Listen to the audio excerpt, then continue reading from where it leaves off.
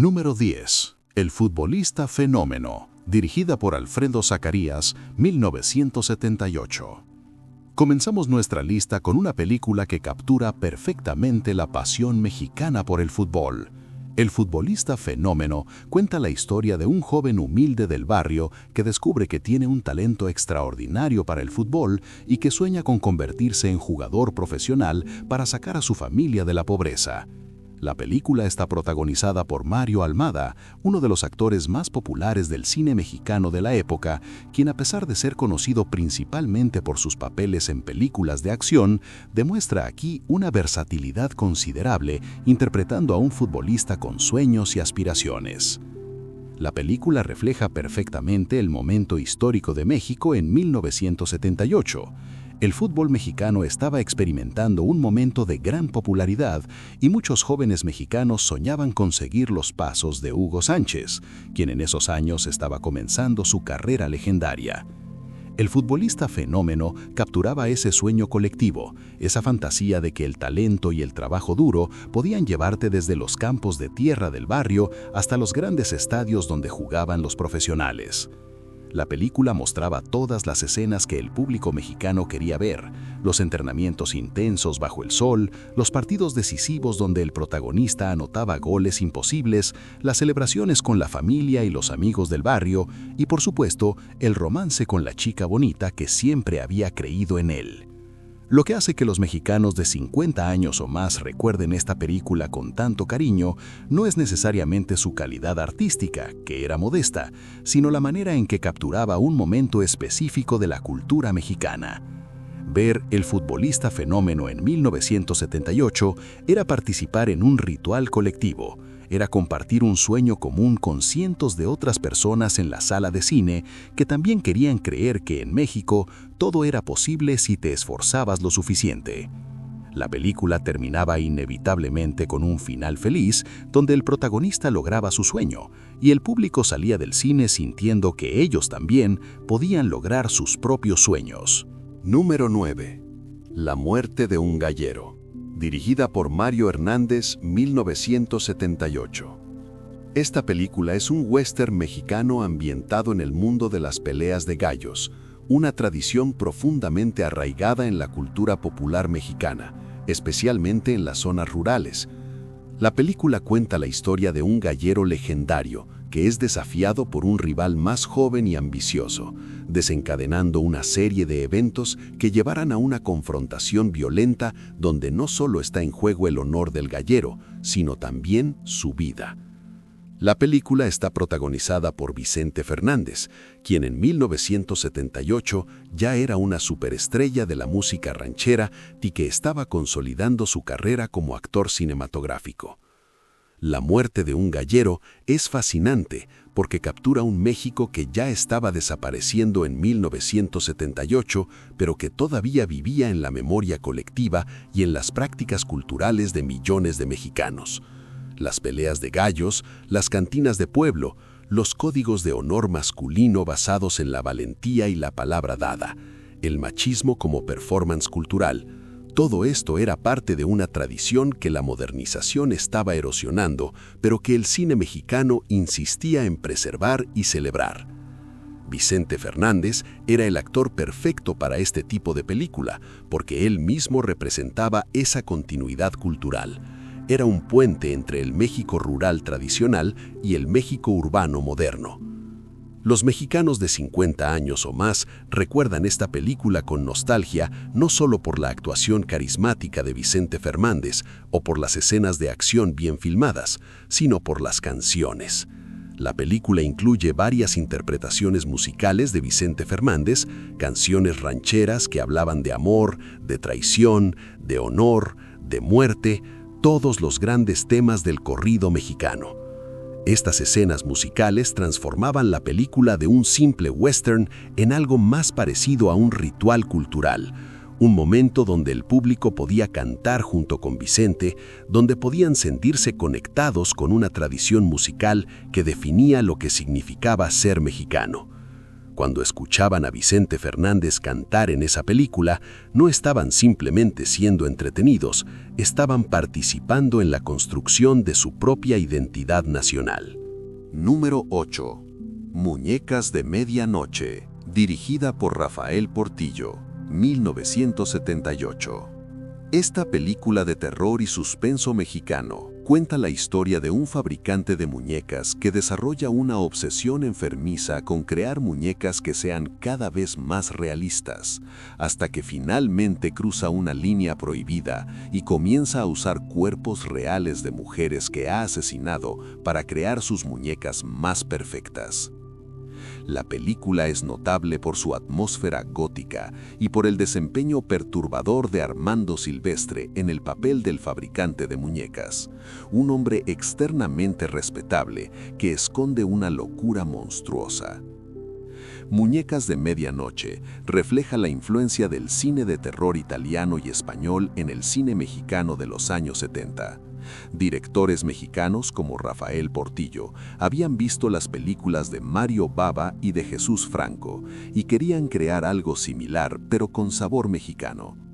La película está filmada con una estética deliberadamente artificial, con iluminación expresionista que crea sombras dramáticas, con sets que parecen sacados de una pesadilla, con una banda sonora inquietante que mantiene al espectador en constante tensión. El resultado es una película que funciona casi como una ópera gótica de terror, excesiva y melodramática, pero también genuinamente perturbadora. Los mexicanos que vieron esta película en 1978 la recuerdan vívidamente porque les dio pesadillas durante semanas.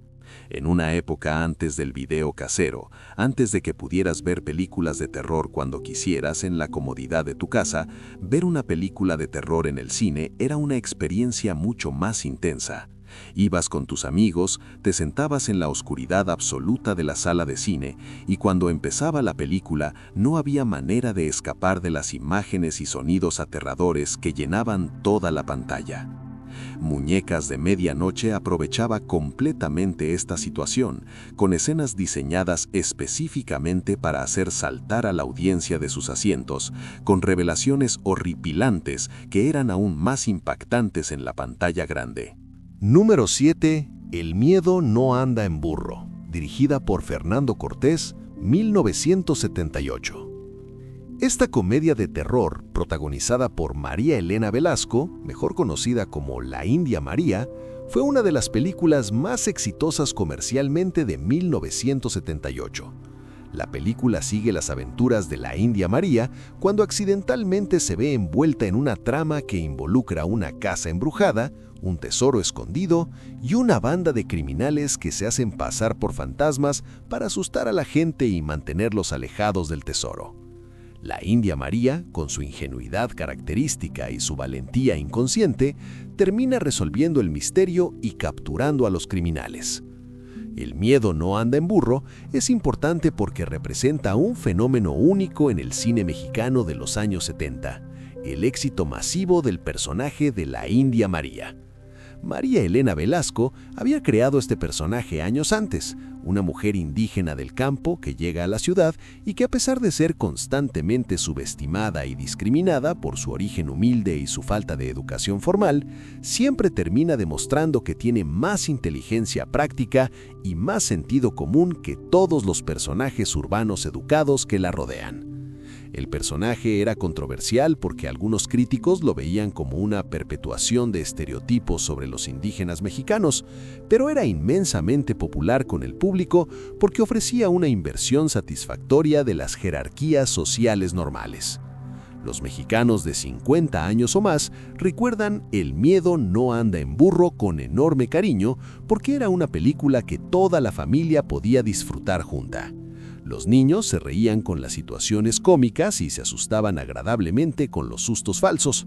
Los adultos apreciaban el humor más sutil y la crítica social subyacente. Las abuelas se identificaban con la India María y disfrutaban viendo a este personaje humilde triunfar sobre gente que se creía superior. Era una de esas películas raras que funcionaba en múltiples niveles simultáneamente, entreteniendo a diferentes audiencias por diferentes razones, pero logrando que todos salieran del cine satisfechos y felices. Ahora es el momento perfecto para recordarte que si estás disfrutando este viaje nostálgico por el cine mexicano de 1978, te suscribas a nuestro canal. Estamos comprometidos en traerte recuerdos y análisis del cine que marcó a generaciones de mexicanos. Suscríbete ahora y forma parte de nuestra comunidad que mantiene viva la memoria del séptimo arte mexicano. Dale clic a ese botón rojo de suscripción y activa las notificaciones. Número 6. Duro pero seguro. Dirigida por Fernando Durán Rojas, 1978. Esta comedia romántica, protagonizada por Mauricio Garcés, es un ejemplo perfecto del tipo de película que dominaba el cine mexicano comercial de finales de los años 70. Mauricio Garcés había perfeccionado a lo largo de su carrera un personaje específico, el galán mujeriego de clase alta que siempre vestía impecablemente, que siempre tenía la respuesta ingeniosa perfecta, que seducía a múltiples mujeres hermosas simultáneamente sin que ninguna se enterara de las otras, y que inevitablemente aprendía alguna lección sobre el amor verdadero al final de la película. Duro pero seguro sigue exactamente esta fórmula, con Garcés interpretando a un empresario exitoso que piensa que puede manejar relaciones con 3 mujeres diferentes al mismo tiempo, hasta que todo inevitablemente se complica de maneras hilarantes. La película es fascinante como documento histórico porque captura perfectamente una fantasía masculina específica de la clase media urbana mexicana de los años 70. El personaje de Mauricio Garcés vivía en departamentos lujosos, conducía autos deportivos importados, frecuentaba restaurantes y clubes nocturnos exclusivos, vestía trajes caros y era deseado por mujeres hermosas y sofisticadas. Para el hombre mexicano promedio de 1978, que probablemente trabajaba largas horas en un trabajo modesto, que vivía en una casa sencilla con su esposa e hijos, que tenía que cuidar cada peso que gastaba, ver a Mauricio Garcés en la pantalla era puro escapismo. Era poder vivir vicariamente una vida de lujo, sofisticación y aventura romántica que sabía que nunca tendría en la realidad.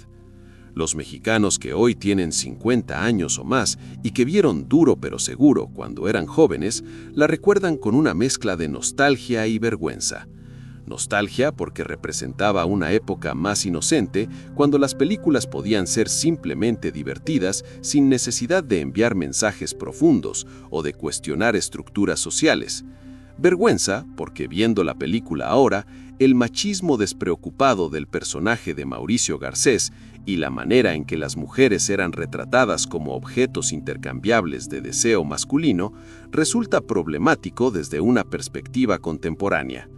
Pero precisamente esa tensión entre el recuerdo afectuoso y la crítica retrospectiva es lo que hace que estas películas sean documentos culturales tan valiosos. Número 5. El patrullero 777. Dirigida por Miguel M. Delgado, 1978. Esta comedia, protagonizada por Cantinflas, es una de las últimas grandes películas de Mario Moreno en el papel que lo había hecho famoso internacionalmente.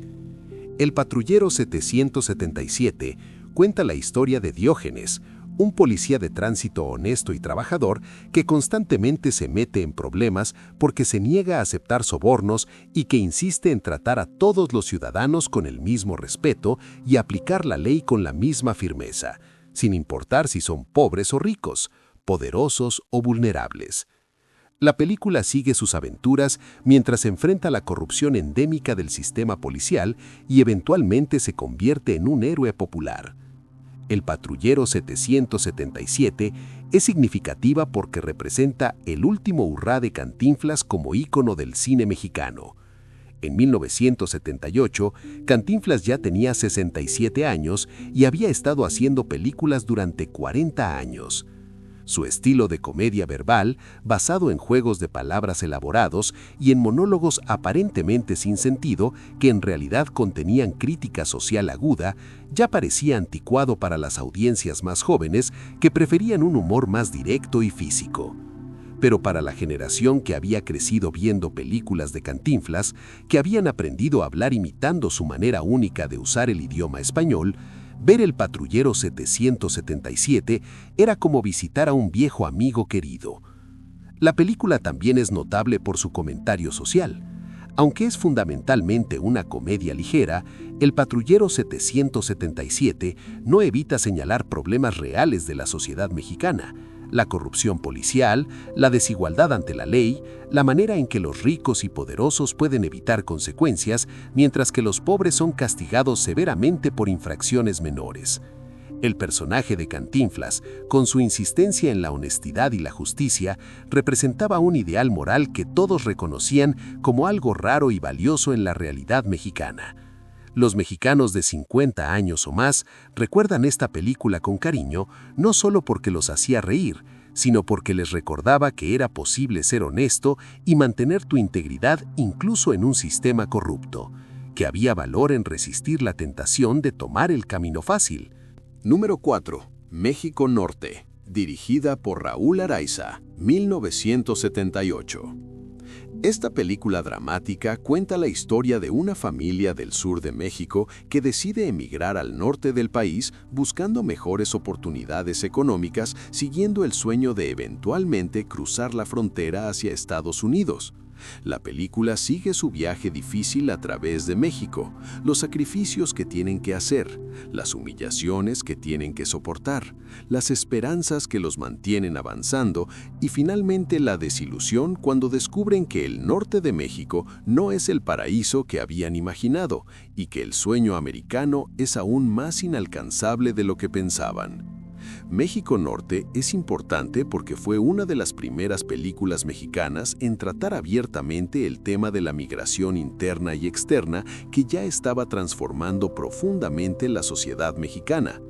En 1978, millones de mexicanos estaban abandonando sus pueblos y ranchos en búsqueda de oportunidades en las ciudades fronterizas o directamente cruzando ilegalmente a Estados Unidos. Este éxodo masivo estaba rompiendo comunidades tradicionales, separando familias, creando una nueva clase de mexicanos desarraigados que no pertenecían completamente ni a su lugar de origen ni a su nuevo lugar de residencia. La película capturaba esta experiencia con un realismo crudo que contrastaba dramáticamente con el optimismo oficial del gobierno de López Portillo. Los mexicanos de 50 años o más recuerdan México Norte con particular intensidad porque muchos de ellos habían vivido personalmente la experiencia retratada en la película o conocían a familiares y amigos que la habían vivido. Ver la película no era simplemente entretenimiento, era ver tu propia vida o la vida de personas que amabas reflejada en la pantalla. La película no ofrecía respuestas fáciles ni finales felices, simplemente mostraba la realidad de millones de mexicanos con honestidad y empatía. El impacto emocional era devastador y muchos espectadores salían de los cines con lágrimas en los ojos, conmovidos por el reconocimiento de su propia lucha en las luchas de los personajes en la pantalla. Número 3. Mil Máscaras, dirigida por Alfredo B. Crevena, 1978. Esta película de luchadores protagonizada por el legendario Mil Máscaras representa un género que era únicamente mexicano y que era inmensamente popular en los años 70. Las películas de luchadores combinaban la acción de las películas de superhéroes con el folclore popular mexicano de la lucha libre, creando un tipo de entretenimiento que no existía en ninguna otra cinematografía del mundo. En esta película, Mil Máscaras debe enfrentar a una organización criminal internacional que está secuestrando científicos mexicanos para forzarlos a crear armas destructivas, usando sus habilidades de lucha libre y su ingenio para derrotar a los villanos y rescatar a los inocentes. Mil Máscaras era más que solo un luchador o un actor, era un fenómeno cultural completo. Su máscara, con sus 1000 diseños diferentes, se había convertido en un símbolo reconocible internacionalmente de la cultura popular mexicana. Para los niños mexicanos de los años 70, Mil Máscaras era un superhéroe real, alguien a quien podías ver no solo en las películas, sino también en las arenas de lucha libre, alguien que representaba los valores de justicia, valentía y honor de una manera completamente accesible y comprensible. Las películas de Mil Máscaras no eran sofisticadas artísticamente, pero no necesitaban serlo. Su función era proporcionar fantasía heroica y emoción de acción, y eso lo hacían perfectamente. Los mexicanos que hoy tienen 50 años o más y que vieron esta película cuando eran niños o adolescentes, la recuerdan con un cariño especial porque representa una parte importante de su infancia. Recuerdan haber ido al cine con sus padres o abuelos, haber comprado palomitas y un refresco, haberse sentado en la oscuridad de la sala mientras en la pantalla Mil Máscaras realizaba acrobacias imposibles y derrotaba a docenas de enemigos con sus llaves de lucha características. Recuerdan haber salido del cine y haber jugado a ser luchadores con sus amigos, imitando los movimientos que habían visto en la pantalla y gritando los nombres de las llaves mientras saltaban unos sobre otros. Estas películas eran parte del tejido de la infancia mexicana de esa época y por eso permanecen tan vívidamente en la memoria. Número 2. Benjamín Argumedo el Rebelde, dirigida por Mario Hernández, 1978. Esta película histórica cuenta la historia de Benjamín Argumedo, uno de los generales revolucionarios más complejos y contradictorios de la Revolución Mexicana. Argumedo fue inicialmente un revolucionario que luchó contra el régimen de Porfirio Díaz. Luego cambió de bando varias veces durante los conflictos entre las diferentes facciones revolucionarias y finalmente fue ejecutado después de que su último levantamiento armado fracasara. La película, protagonizada por Antonio Aguilar, presenta a Argumedo como un hombre de principios que fue traicionado repetidamente por líderes más poderosos y que finalmente murió defendiendo sus ideales. Benjamín Argumedo el Rebelde es significativa porque representa la continuación de una tradición importante en el cine mexicano, las películas sobre la Revolución Mexicana. Desde los años 30, el cine mexicano había producido innumerables películas sobre la Revolución, celebrándola como el evento fundacional de la nación moderna mexicana. Estas películas servían funciones ideológicas importantes, reforzando la narrativa oficial del gobierno sobre la revolución, legitimando el régimen político del PRI y creando una mitología nacional compartida. Antonio Aguilar, con su presencia carismática y su credibilidad como cantante de corridos revolucionarios, era el actor perfecto para este tipo de película. Los mexicanos de 50 años o más recuerdan esta película no solo por la actuación de Antonio Aguilar o por las escenas de acción bien filmadas, sino por las canciones. Como en todas las películas de Antonio Aguilar, Benjamín Argumedo el Rebelde incluye varias interpretaciones musicales donde Aguilar canta corridos sobre la revolución, sobre los héroes que lucharon y murieron, sobre los ideales de justicia y libertad que motivaron la lucha armada. Estas escenas musicales transformaban la película en algo más que entretenimiento. Se convertían en lecciones de historia popular, en transmisión de memoria colectiva de una generación a la siguiente. Cuando cantaban junto con Antonio Aguilar en el cine, los mexicanos estaban participando en la construcción de su propia identidad nacional. Si te está gustando este recorrido nostálgico por las películas que definieron a toda una generación de mexicanos, no olvides darle like a este video y compartirlo con tus amigos y familiares que también vivieron esa época maravillosa. Y por supuesto, suscríbete a nuestro canal para más contenido como este. Tu suscripción nos ayuda a seguir rescatando y celebrando la memoria del cine mexicano. Dale clic ahora a ese botón de suscripción. Número 1. El lugar sin límites, dirigida por Arturo Ripstein, 1978. Llegamos finalmente al número 1 de nuestra lista, y es una elección que puede sorprender a algunos porque no fue una película comercialmente exitosa en su momento. El lugar sin límites, basada en la novela del escritor chileno José Donoso, cuenta la historia de la Manuela, un travesti envejecido que regenta un burdel en un pueblo rural decadente, y su relación compleja y violenta con Pancho, un camionero machista que siente una atracción simultánea y un odio violento hacia la Manuela. La película es una exploración profunda de la sexualidad, del machismo mexicano, del deseo reprimido y de la violencia que surge cuando los hombres se ven forzados a confrontar aspectos de sí mismos que han negado toda su vida. El lugar sin límites es importante por muchas razones, pero la más significativa es que fue una de las primeras películas mexicanas en tratar abiertamente temas de homosexualidad y de identidad de género de una manera seria y artísticamente ambiciosa. En 1978, estos temas eran absolutamente tabú en el cine mexicano comercial. La homosexualidad era mencionada solo en comedias donde servía como fuente de chistes homofóbicos o en melodramas donde era presentada como una tragedia o una perversión que necesitaba ser curada. El lugar sin límites rompió completamente con estas tradiciones, presentando a la Manuela no como un chiste ni como un monstruo, sino como un ser humano complejo, digno de empatía y respeto.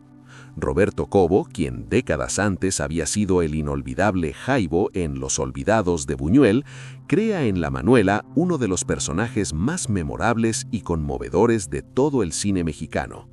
La Manuela es simultáneamente patética y digna, ridícula y trágica, manipuladora y vulnerable. Cobo evita todos los clichés de la representación de personajes queer, creando en cambio un ser humano completamente tridimensional.